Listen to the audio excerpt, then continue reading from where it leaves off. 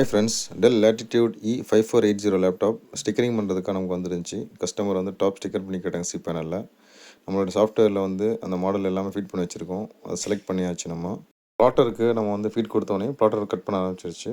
இது வந்து H2H ப்ராப்பராக பர்ஃபெக்டாக ஒவ்வொரு மாடலுக்கும் கட்டிங் கொடுத்துரும். நமக்கு ப்ளாட்டர் கட் பண்ணிகிட்டு இருக்க கேப்பில் லேப்டாப் மேலே எந்த டஸ்ட்டும் இல்லாமல் ஃபுல்லாக க்ளீன் பண்ணிவிட்டு நம்ம வந்து நீட்டாக ஒட்டுறதுக்கு ரெடி பண்ணிடலாம்.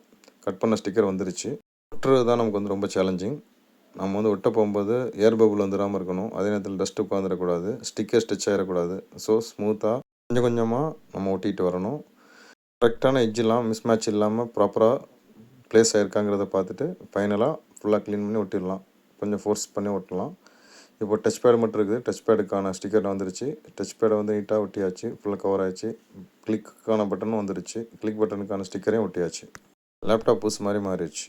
லேப்டாப் ஸ்டிக்கர் பண்ணணும் அப்படின்னா அந்த நம்பரை காண்டாக்ட் பண்ணுங்கள். தேங்க்யூ.